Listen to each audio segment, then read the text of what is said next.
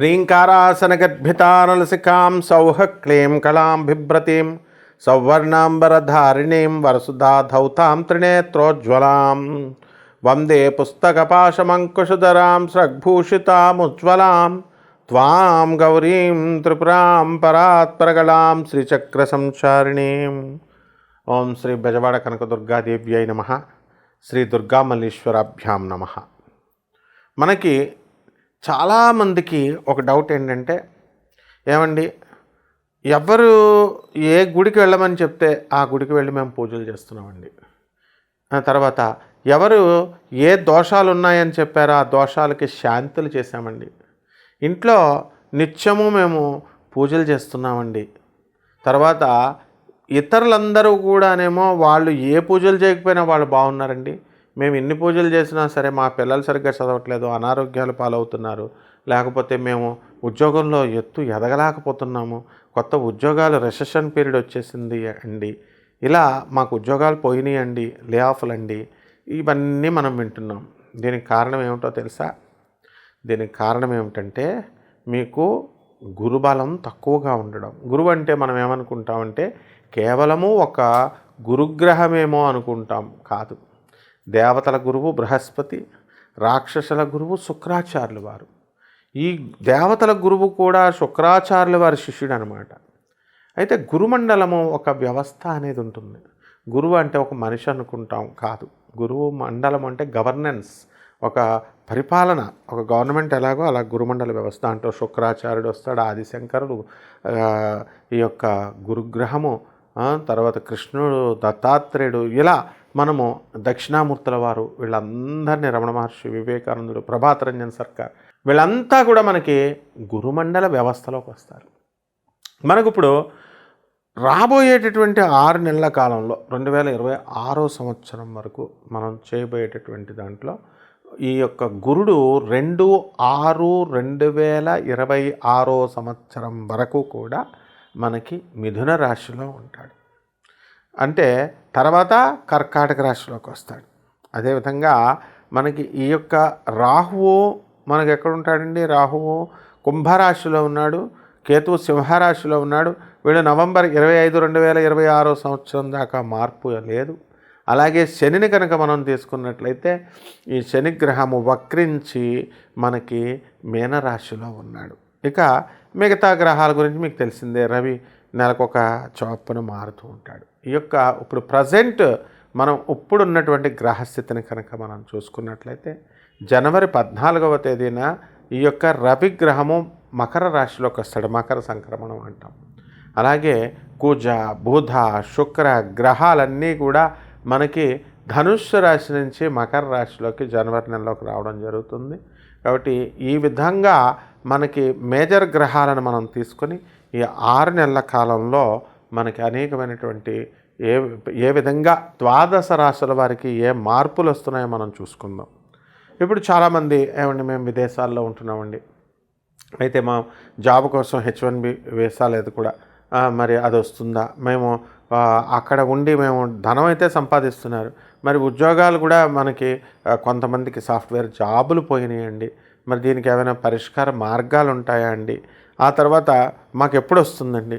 లేకపోతే living in రిలేషన్స్లోకి మా అబ్బాయి వెళ్ళిపోయాడు, ఆ అబ్బాయి లేకపోతే అమ్మాయి వెళ్ళిపోయింది, మరి వీళ్ళు వివాహం అవుతుందా, మరి చేసుకుంటే బాగుంటుందా?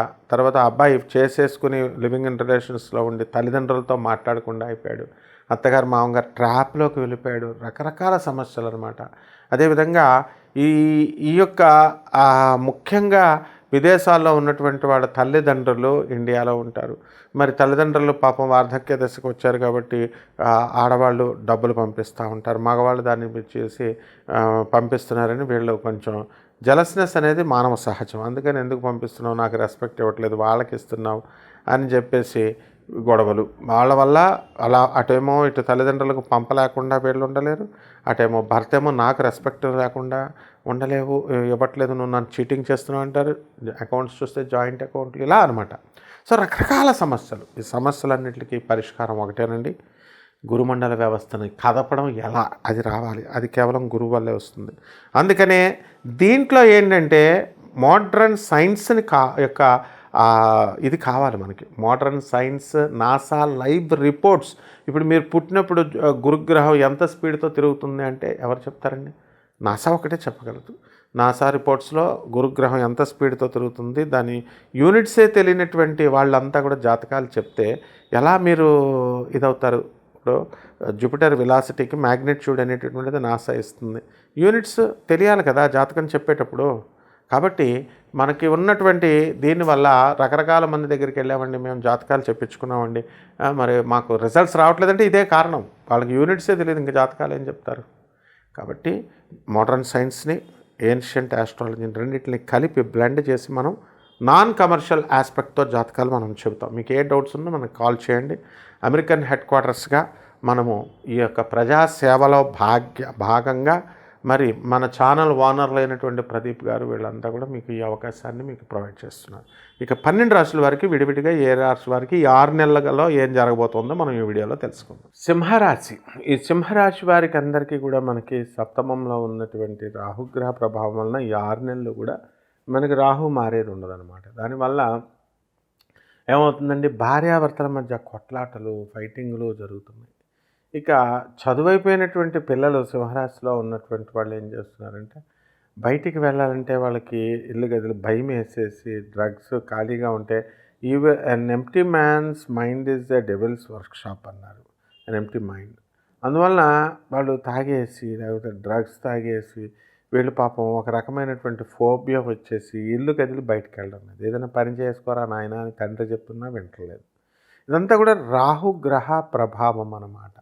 కాబట్టి ఈ యొక్క రాహు మనకి ఈ 6 నెలలు కూడా ఇలాగే ఉంటాడు. కాబట్టి సింహరాశి వాళ్ళంతా కూడా డిప్రెషన్లకు లోనవడానికి అవకాశాలు ఉంటాయి.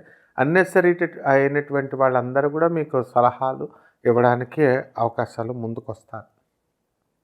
అలాగే అష్టమంలో ఉన్నటువంటి శనిగ్రహ ప్రభావం వలన మీరంతా కూడా ప్రతి పని కూడా లేటుగా చేయడము, ఇలాంటివన్నీ కూడా 1కి 2 సార్లు చేయడం, ఇలాంటివన్నీ కూడా జరుగుతూ ఉంటాయి.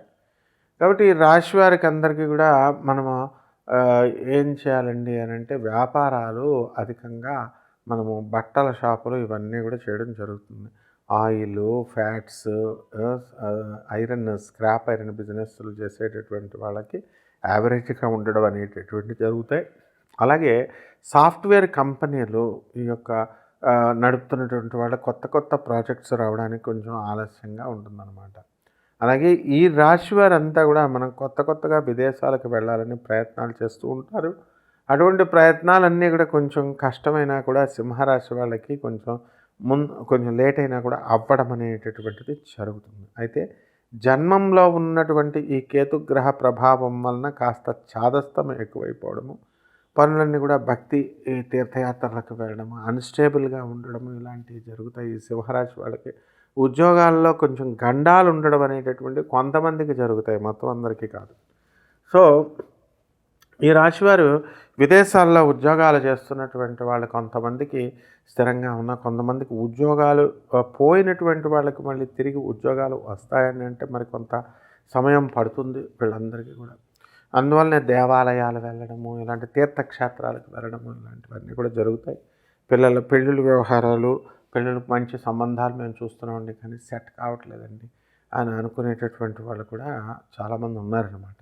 అలాగే ఈ రాశి వారికి మనకి విదేశాలకు వెళ్ళి విద్యార్థులంతా కూడా చాలా ఫీజు కడుతున్నామండి, కానీ మరి ఇంతకు ముందులాగా మనకు వర్క్ చేయడానికి వర్క్ పర్మిట్ రావట్లేదండి అని అనుకునేటటువంటి వాళ్ళు కొంచెం జాగ్రత్తగా వీళ్ళు చూడాలి. మరి కొంత సమయం ఈ సింహరాశి వాళ్ళకి ఇంకా ఆదాయాలు పెరగవన్నమాట.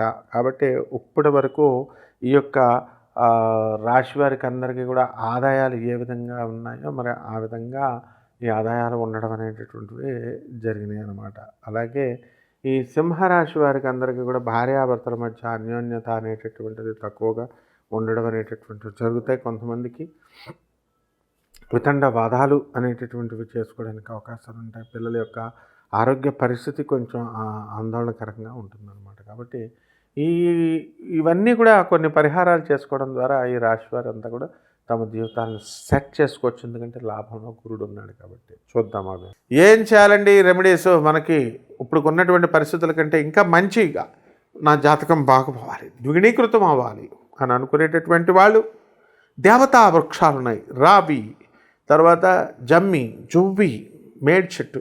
మీ ఊర్లో ఏ చెట్టు దొరికితే ఆ చెట్టుకి ప్రదక్షిణాలు చేయండి. 108 ప్రదక్షిణాలు చేయండి.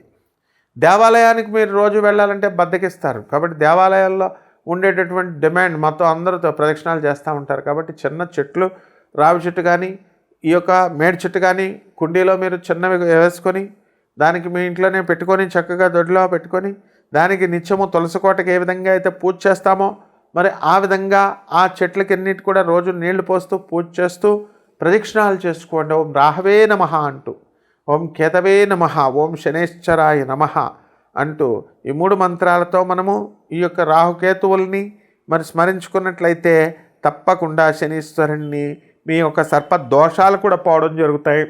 ఇది మొదటిది. రెండవది పెరుగు దానం చేసుకోండి. ఈ యొక్క పెరుగుని మనం ఏం చేస్తామో, పెరుగు అనేటటువంటిది మీరు ఇవ్వడం వల్ల మీకు దరిద్ర బాధలు అంతరించిపోయి సక్సెస్ అవ్వడానికి అవకాశాలు ఉంటాయి. ఇకపోతే మనకి ఈ యొక్క బగళాముఖి అమ్మవారు అంటామండి దశమహావిద్యల్లో. ఆ అమ్మవారి యొక్క హోమాన్ని మీ ఇళ్లలో చేసుకోవడము లేదా ఆ మంత్ర జపాన్ని చేసుకోండి. ఈ యొక్క సాధనలు అనేటటువంటివి చాలా ఉన్నాయి. దుర్గమ్మవారు ఇలాగా అన్ని లక్ష్మి ఇవన్నీ హైయర్ ఎనర్జీస్. సో తొందరగా మనకు అయిపోవాలంటే అప్సరస సాధనలు చేసుకోండి. అప్సరస యక్షిణీ సాధనలు మీకు చక్కగా మంత్రం మేము ఇస్తాము. కాబట్టి చక్కగా మీరందరూ కూడా ఈ యొక్క మర్రి చెట్టు నీడ తగిలే విధంగా ఆ మంత్ర జపం చేసుకోవాలా. ఇవి మనిషి కంటే కొంచెం ఎక్కువ ఎనర్జీస్ ఉన్నటువంటివి. మరి ఆ సాక్షాత్తు పరాశక్తి, ఆదిపరాశక్తి దొరకాలంటే చాలా కష్టం. కాబట్టి ఈ చిన్న చిన్న దేవతలను చేసుకోవడం ద్వారా మీ పరిహారాలు బ్రహ్మాండంగా మీకు అవ్వడం జరుగుతాయి. ఇకపోతే గోవు పృష్ఠభాగములో మీరు పూజ చేసుకోండి. తులసి యొక్క చెట్టుకి మీరు చక్కగా పూజ చేసుకోవడం ద్వారా బ్రహ్మాండంగా ఉంటుంది.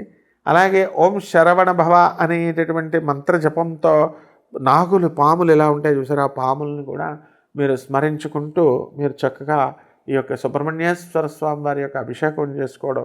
ఓం సుబ్రహ్మణ్యాయ నమః, ఓం శరవణ భవాయ నమః అంటూ మీరు జపం చేసుకోవడం ద్వారా మీరు బ్రహ్మాండమైన ఫలితాలు వస్తాయి. పేదవాళ్ళకి, మరి ఈ యొక్క సాధువులకి, మీకు వికలాంగులకి, మరి వీరందరికీ కూడా వికలాంగులకి, బుద్ధిమాంద్యం ఉన్నటువంటి వాళ్ళకి వికలాంగత్వము, వీళ్ళందరికీ కూడా మీరు సహాయ సహకారాలు చేసుకోవడం ద్వారా మీకు బ్రహ్మాండంగా ఈ యొక్క 6 నెలలు మీరు నెంబర్ 1 లాగా అవడానికి అవకాశాలు ఉంటాయి. శుభమస్తు.